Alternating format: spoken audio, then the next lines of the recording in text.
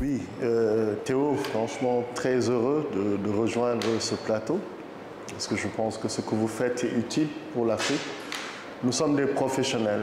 Moi, j'ai 20 ans, plus de 20 ans de carrière. À un moment donné, l'université a eu besoin de professionnels pour venir animer les cours, surtout les licences professionnelles. Parce que c'est là où on a en Afrique un peu plus de difficultés. Donc on a des formations qui sont d'ordre général.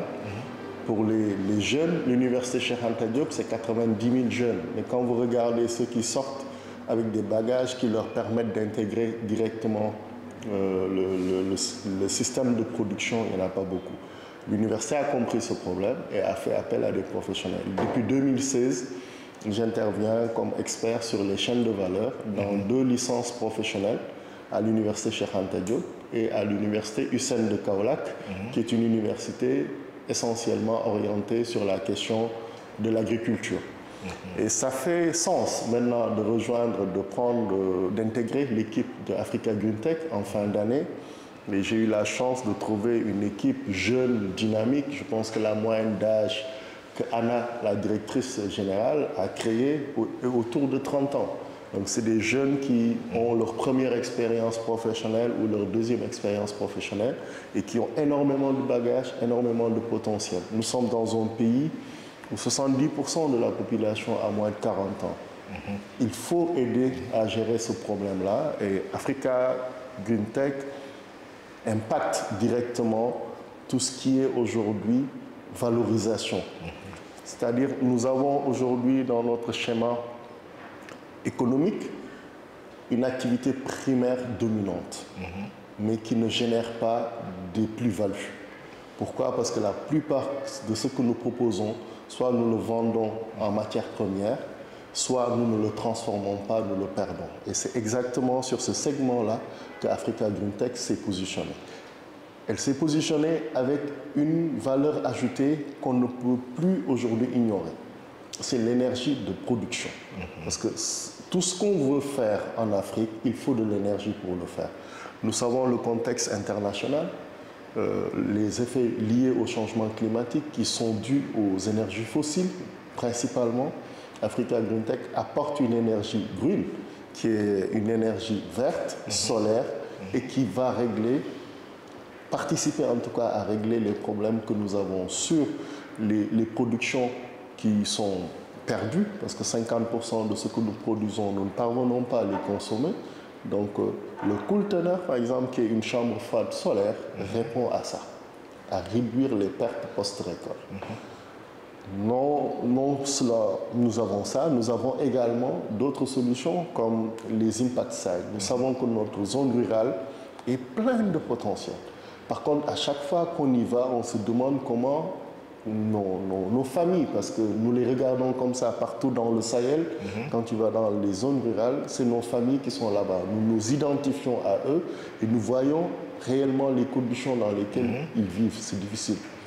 L'électricité est impérative là-bas. Si en plus c'est de l'énergie qui est verte, qui est solaire, qui leur permettent d'accéder à l'eau, donc réduisant une eau de qualité, réduisant déjà toutes les maladies diarrhéiques, la mortalité infantile. Quand on regarde tous ces problèmes-là, généralement, il y a un facteur commun, c'est la qualité de l'eau.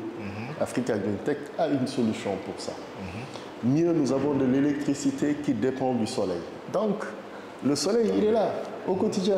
Je veux dire qu'il suffit juste de déployer le dispositif, de capter cette énergie et de le mettre à la disposition des populations. Et c'est ça, aujourd'hui, le segment sur lequel nous travaillons. Et ça se fait avec la jeunesse africaine. Avec la jeunesse africaine. Parce qu'elle est laissant la majorité de la population. On ne peut plus changer le paradigme vers lequel nous allons sans intégrer la jeunesse. Mais il faut la former, l'outiller et lui donner une énergie qui ne détruit pas son avenir. Et c'est ça l'énergie solaire, c'est ça les énergies renouvelables, et c'est ça que AGT fait depuis le début. On l'a commencé au Mali, on est aujourd'hui au Sénégal. AGT qui est né d'un fondateur allemand avec une femme malienne, aujourd'hui choisit le Sénégal pour gérer son siège, installer son siège et se déployer.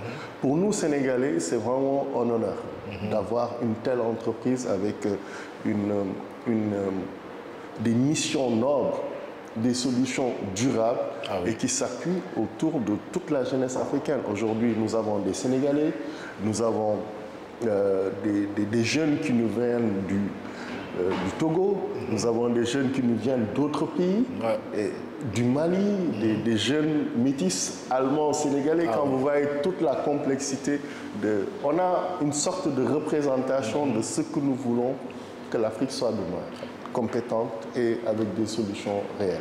Ça nous attriste parce que c'est vrai que l'expérience que nous avons vécue, c'est avec ce recul-là qu'on a, peut-être à un moment donné, nous-mêmes, on était tentés d'aller en Europe, mais pas en prenant des pirogues ou en risquant notre vie dans le désert ou autre chose, mais pour aller chercher peut-être une connaissance que nous n'avons pas et de revenir en Afrique. Mais nous avons pu faire notre carrière ici, être formés en Afrique et bénéficier maintenant d'un recul qui nous permet de dire à la jeunesse que la solution, elle est en Afrique. Aujourd'hui, nous n'avons pas fini d'exploiter même le 10e du potentiel africain. Il n'y a pas un seul continent sur cette planète qui présente autant une population aussi jeune. Et c'est la jeunesse qui a l'avenir et qui a le potentiel. Maintenant, aux autorités d'aider cette jeunesse à se former et aux jeunes de comprendre quelles sont les opportunités. Nous intervenons dans le segment de l'énergie productive. Je le dis parce qu'une énergie peut être une énergie de consommation. On peut produire de l'énergie avec des panneaux solaires, mettre des clims, améliorer le confort à la maison. C'est bien. Mais quand on adresse aujourd'hui les unités de production, c'est-à-dire on prend une entreprise qui utilise des groupes électrogènes qui font des émissions de gaz, certes produit de l'énergie pour soit transformer les récoltes, le poisson et autres, mais quand on adresse des panneaux solaires, une centrale solaire qui remplit le même rôle, voire qui le fait mieux, et qu'on parvient dans la production, je prends exemple, chaîne de valeur de la mangue. Aujourd'hui, l'essentiel de la production, plus de la moitié est perdu. Sur une saison de 2 mois, 3 mois, on a de la mangue à profusion. Dès qu'on sort de cette saison, il n'y a plus de mangue. Alors que la mangue peut être séchée, elle peut être transformée en fruit. Et cette transformation, le mettre en paquet, devient aujourd'hui une possibilité d'emploi pour la jeunesse. Donc, comment on peut mettre cette énergie-là au service des jeunes pour mettre de la valeur ajoutée sur tout ce que nous avons? Aujourd'hui, l'Afrique est juste sur le secteur primaire. Nous produisons de la matière première que nous exportons. Quand on analyse la chaîne de valeur, en bout de chaîne, le consommateur final qui achète, il y a moins de 10% qui vient à l'Afrique. Donc les emplois ne sont pas en Afrique, la connaissance n'est pas en Afrique, la valeur ajoutée n'est pas en Afrique. C'est en cela que la jeunesse africaine doit comprendre qu'il n'y a pas une seule filière dans laquelle elle ne peut pas s'insérer et répondre aux besoins des Africains. Le marché africain est un marché qui est vivant, qui est dynamique, et mieux, une fois que tu réussis à régler les problèmes de standards, emballage, une bonne analyse du marché international, de l'Afrique, tu peux ravitailler le monde. Donc, on n'a pas besoin d'aller ailleurs. Maintenant, il faut que cette jeunesse saisisse cette opportunité-là et se dire aussi, avec l'aide des autorités, que c'est possible en Afrique. Moi, cette jeunesse-là, j'ai envie de leur dire que l'Afrique leur appartient, le monde leur appartient. Et ils doivent être là pour le faire. Et c'est possible de le faire, le potentiel est là. Donc Africa Green Tech est une des entreprises qui participe en cela, qui apporte une solution avec une énergie propre, durable et accessible, basée sur le soleil. On connaît l'ensoleillement en Afrique, c'est une exposition extraordinaire. Et c'est une énergie qui est là à notre disposition. Il faut la capter et l'insérer dans tous les secteurs d'activité qui permettent de créer des emplois, qui permettent de renforcer les connaissances de nos jeunes et qui leur donnent un premier emploi pour se faire la main et puis développer. Moi, je vois en chaque jeune un potentiel entrepreneur. Maintenant, il faut qu'il regarde cette opportunité et la saisisse. Le plaisir est partagé et je veux saisir aussi cette occasion pour dire que l'Afrique a besoin de ce que vous faites. Parce que la jeunesse a besoin de jeunes comme vous, qui comprenez la valeur que le continent a et qui se bat et qui leur montre que c'est possible. Parce que quelquefois, il faut oser. Et pour oser, il faut partager une expérience qui a réussi. Et cette expérience, comme disait Mandela, il n'y a jamais d'échec dans une expérimentation. Vous faites une expérience, vous avez réussi, tant mieux. Mais quand vous faites un échec, vous gagnez plus que quand vous avez réussi, parce que vous apprenez quelque chose qui va vous servir toute la vie. Donc, je veux que l'Afrique se saisisse de ça. D'accord. Et la jeunesse aussi. Merci beaucoup. Merci à vous. Vous avez compris, vous l'avez compris, l'Afrique, c'est maintenant, c'est pas demain. Africa is now, we can make it in Africa.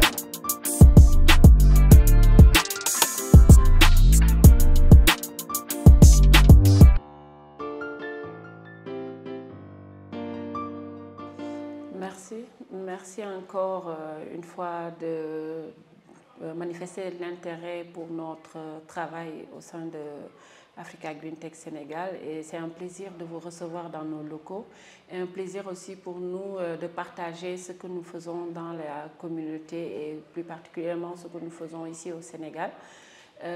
Moi, je me présente, je m'appelle Ndeye Anna Ndiaye, je suis la directrice de la société Africa Green Tech Sénégal. Et mon parcours professionnel a été plutôt axé dans la communauté sénégalaise. Je peux dire que je l'ai commencé, j'ai pas mon parcours professionnel, mais j'ai commencé à côtoyer et j'ai toujours été auprès de la communauté de mon pays depuis le bas âge, avec l'expérience que j'ai eue à travers les différents postes que mon père a occupés, ce qui fait que j'ai toujours eu cet amour de rester dans mon pays parce que j'ai côtoyé le plus profond des besoins de ma communauté. J'ai été avec eux dans beaucoup de, comment dire, dans beaucoup de situations, ce qui fait aujourd'hui que je suis toujours ici au Sénégal, tout proche de ma communauté. J'ai fait mon parcours scolaire au Sénégal et après mon bac, j'ai pu tâter l'université du Sénégal, avec tous les aléas qu'il y a au niveau de l'université, qui a enrichi mon expérience. Ensuite, j'ai fait ma formation professionnelle dans le business administration. Ensuite, j'ai fait la financement et toujours au Sénégal. Donc, j'ai fait mon parcours jusqu'à mon master au Sénégal.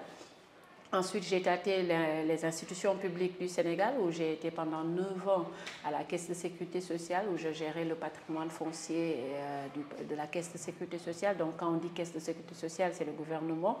Et j'ai aussi essayé l'entrepreneuriat avec tous les aléas. Donc, ce qui m'a forgé à avoir l'expérience de base au Sénégal.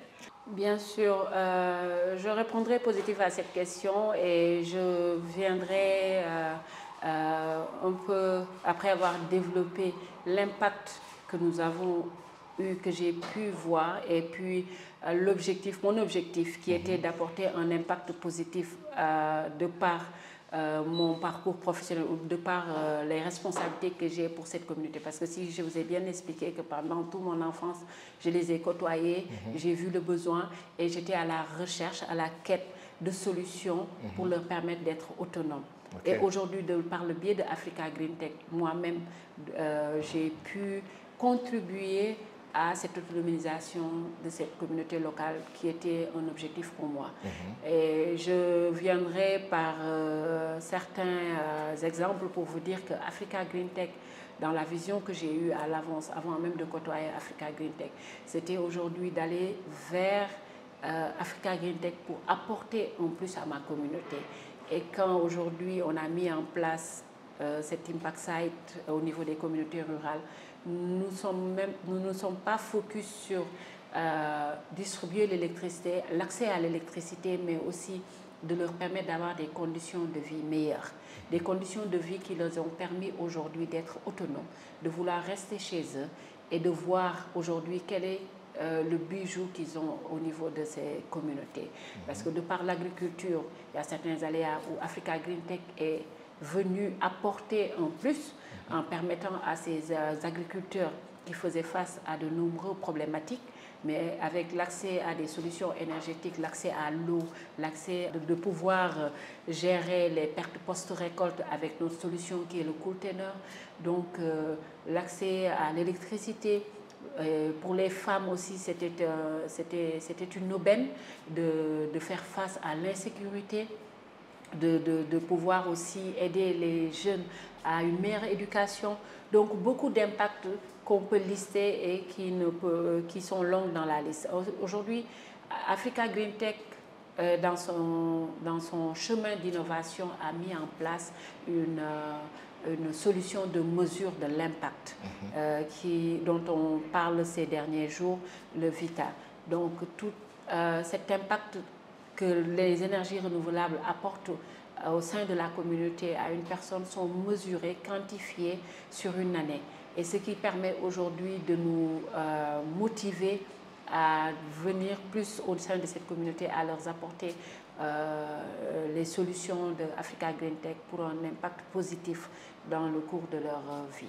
Donc je pense que pour répondre à votre question, Africa Green Tech s'est positionné au niveau des communautés rurales comme un pilier pour apporter un impact positif dans le cours de leur vie. Donc une condition de vie meilleure, que ce soit pour les femmes, les jeunes, et puis pour l'éducation, la santé, l'accès à l'eau, l'accès à une sécurité, et puis aussi l'immigration, que moi-même personnellement aujourd'hui, vu la situation actuelle de l'Afrique avec cette immigration, je vois que notre apport au niveau des communautés vont permettre aux jeunes de vouloir rester chez eux et de pouvoir générer des activités qui leur permettront de survivre.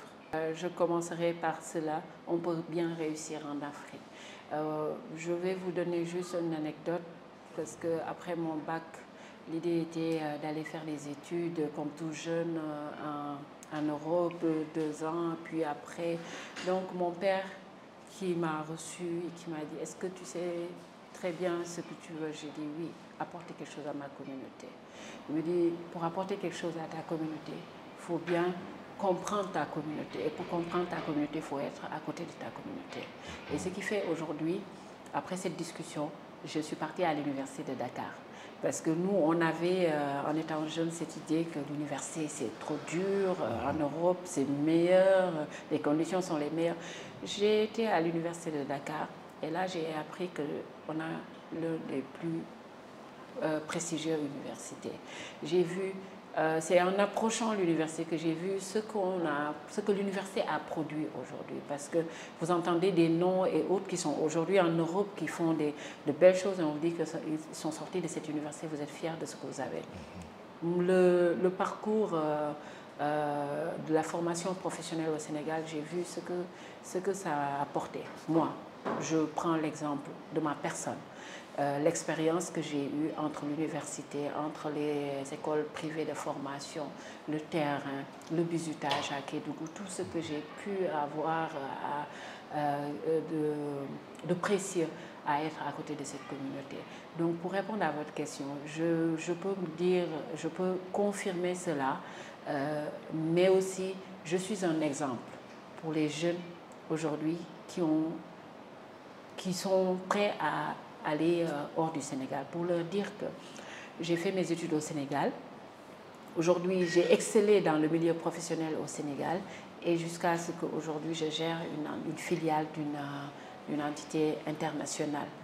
Et apporter à votre communauté un impact positif, je pense que c'est le rêve de tout jeune aujourd'hui qui sort de ce pays. Mais il faut savoir que c'est possible ici. Pourquoi ? Parce qu'eux, aujourd'hui, ils vont vers l'émigration pour vouloir apporter un plus à leur communauté. Mais vous êtes parti, mais vous ne savez pas aujourd'hui, après 10 ans, après 5 ans, comment vous pouvez comprendre ce que votre communauté a besoin. La vie ne s'était pas arrêtée au jour où vous êtes sorti du pays. Donc, si aujourd'hui vous êtes à côté de votre communauté et vous comprenez leurs besoins, je pense qu'avec les ressources qu'on a, vous pouvez développer quelque chose pour un impact positif pour votre communauté. Et ce que je voulais dire, c'est que beaucoup qui sont à l'étranger, parce que moi j'ai voyagé, ça fait plus de 15 ans que je voyage en Europe, et beaucoup ne savent pas quelles sont les ressources que nous disposons. Parce qu'aujourd'hui, ce que nous avons à développer ici, on a besoin de ces jeunes qui sont hors de ce pays pour le rendre prestigieux et pour le rendre aussi positif, pour le valoriser, je dirais, pour notre communauté. Donc moi, je les appelle à prendre exemple sur nous qui sommes restés ici et qui aujourd'hui ont pu développer des activités pour permettre à notre communauté aussi de se développer. Et pour tous jeunes qui sont hors du Sénégal ou hors de l'Afrique, sachez que l'Afrique a des ressources et l'Afrique a besoin de ces jeunes pour développer ces ressources pour le bien de la communauté. Et ça, c'est mon... je vous remercie aussi de m'avoir donné cette opportunité de pouvoir parler à ces jeunes. Parce qu'aujourd'hui, c'était un de mes plaidoiries pour les jeunes. J'ai fait le tour, je viens des États-Unis il n'y a pas longtemps. Si je vous dis ce qui se passe en ce moment à New York, aux États-Unis, dans les États, à cause de ce phénomène de Nicaragua et autres, j'en parle tous les jours. Et aujourd'hui, j'ai l'opportunité de dire à ces jeunes-là de revenir. Parce qu'il y a des ressources ici. Et ces ressources ont besoin des jeunes pour les développer. Sinon, c'est d'autres qui vont venir les développer, les laisser face à cette situation précaire dont ils sont en train de vivre et que moi-même j'ai vu de par mes yeux. Bien sûr. Merci à vous aussi de vous être déplacés, d'avoir cette initiative. Soyez la bienvenue pour les prochaines fois. Nous sommes là pour les jeunes, nous sommes là pour notre communauté et nous sommes là pour inspirer, si l'occasion nous le permet, aux autres qui veulent développer